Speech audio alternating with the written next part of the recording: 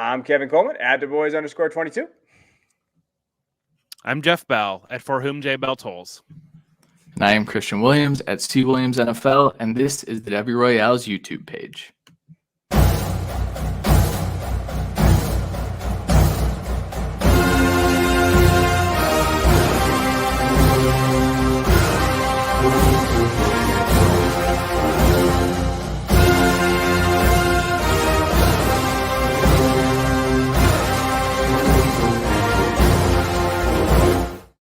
What's up, everybody? Welcome back to the YouTube channel. We are here to talk about 2022 class of quarterbacks. And we have recently gone through a bunch of different quarterbacks. You can check them out on the channel, Willis, Howe, Corral. And today we're going to be talking about our favorite, Kenny Pickett. No, just kidding. We're not really our favorite guy that we're talking about, but I think it'd be good to kind of go over him. There's a lot of talk about him being QB1 of the class, which I think we have some question marks about. And there's some talking about him, not being there. And I think that just, plays a role that this quarterback class is. So let's dive into Kenny Pickett. Christian's going to talk to you about kind of what his college career, his long college career looked like, and then we'll go from there. Yeah, so Kenny Pickett, quarterback for Pittsburgh, fifth-year senior. Only Jeff remembers him playing in his freshman year. He is the only one that lived to see Kenny Pickett's freshman year. But 6'3", 217, three-star recruit back in 2017, 33rd quarterback in the nation. Just not a very, very highly thought-of guy coming into Pittsburgh, which is why he landed at Pittsburgh. What kind of happened, what transpired over his first 4 years is he was very average. And average is kind of a nice way of putting it. Where he really exploded was 2021. So 2021, you can see the vast improvement across the board in terms of his stats and what he was allowed to do. Threw for 4,300 yards, 42 touchdowns and 7 interceptions. He was a Heisman finalist. He had a fantastic year. How did he get there? Everyone wants to know that. I even sometimes want to know that. So his processing in 2021 was much better, much quicker. His pre-snap reads were much better. I would even say the beginning of 2021, he was still struggling to diagnose defenses pre-snap, and he left maybe 5 or 6 touchdowns on the board over the first couple of games. But as the year progressed, Kenny Pickett, his processing got better, but also his ability to kind of start creating outside of the pocket and at least, roll out and make plays, extend plays, got a little better. Now, Jeff, talk about the good things about Kenny Pickett first so we can get into the negatives and why we don't think that he should be regarded as QB1. He is experienced and he is athletic enough, and they won a lot of games. I think that what we see happened a lot with the quarterback class. We talked about it in the Howell video. We talked about the expectations coming into the season and picking him apart. Whereas when you really look at all the quarterbacks that are at the top of this class, Pickett was the only one to see major team success. And it's easy when that happens to be, Pittsburgh winning the ACC, get excitement around that story, and that kind of can spike value, kind of looking at, well, Kenny Pickett's the reason for that happening. Now, the one thing that I have not seen mentioned with Pickett very often is Jordan Addison's emergence. He won the Blakenikoff Award, and he was a sophomore last year. He got comfortable as a freshman. As a sophomore, he absolutely dominant. You give Kenny Pickett a dominant wide receiver at the college level, a 5-year experienced player who's got enough athleticism to keep a defense honest, he should be much better. And I think that's exactly what we saw. Yeah, I'll take this time to kind of talk about his limitations. I mean, he's going to turn 20. He's going to turn 24 before he plays an official NFL down. Like, he's going to turn 24. That is older than what we've seen typically with these quarterbacks. Like, and you're looking at kind of, I think there's real questions about his hand size. I do think that people like to joke about it, but he's got some small hands. There's a reason why he didn't have him measured at the senior bowl. Like, there are some things when you're looking at kind of where he's going with that. His overall arm talent, I don't think I find it elite. Like, we're going to watch some highlights of his. You're going to see a lot of dump offs, and I think that's part of his game. And I think that's kind of where he was going, a lot of checkdowns. And his ball placement can be consistently better when you're watching him throw. Like, there are times where he kind of makes some throws. You're like, yeah. And, he had Jordan Addison there. And some people think Jordan Addison is a wide receiver 1. I don't think that. I did have some people on Twitter talk to me about that, which you never know about Twitter. But overall, like when you're looking at general kind of ideas, he did have one of the best quarterback or wide receivers in college too. So he had those things going for him as a quarterback last year. And now he was elite. But I think I saw some people talk about like, oh, well, he could be like the Joe Burrow of this class. They're not in even the same stratosphere, those two quarterbacks. Like they're just not. They're not in the same stratosphere. And I don't think they're very similar in any way. But when you watch what he does well, I mean, you'll watch on the highlights here, and then Christian can talk about it. I mean, this was really a lot of their offense. It was quick, up-tempo, check downs, and then he can do this every once in a while.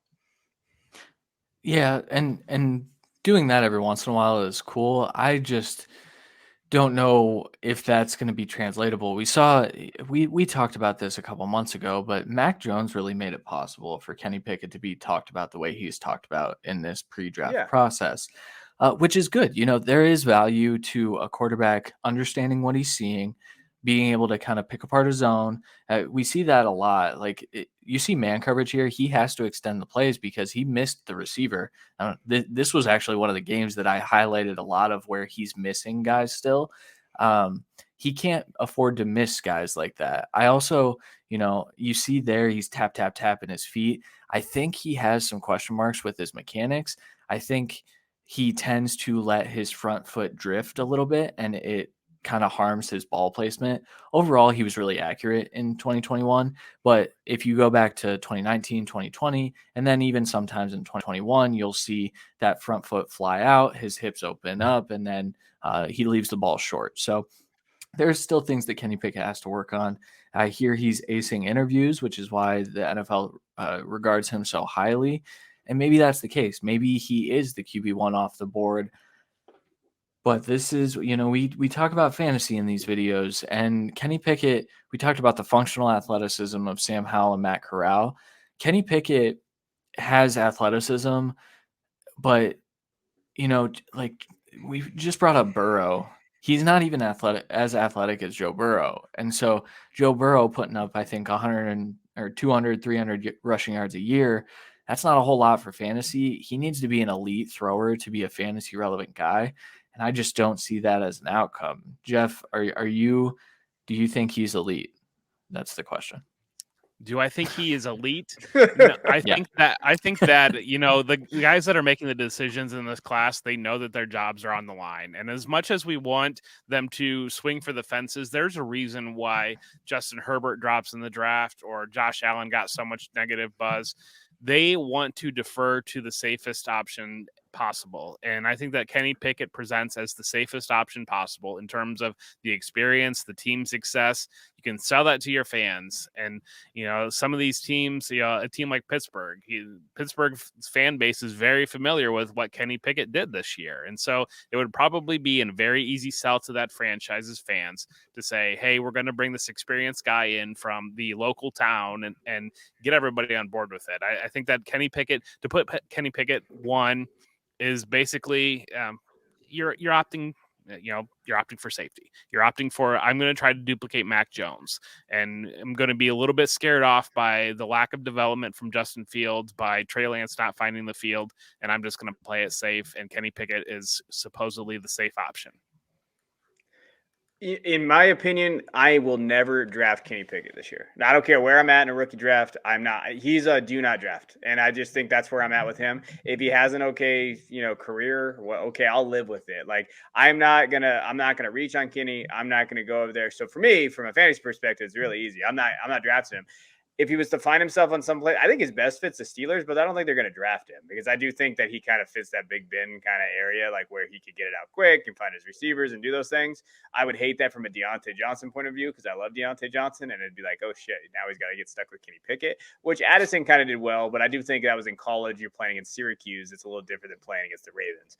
But I'm out. I'm just not going to draft him. I mean, that's just where I'm at, and I'm not going to reach if I need to. I'll take a wide receiver. I'll take whatever. Like I'm not drafting Kenny Pickett. I have a question. Sometimes there are guys that I was just going to real quick. Sometimes there are guys that the way I view their value is somebody has him higher than me, where I would be comfortable going to be taking him. And Kenny Pickett falls in that range.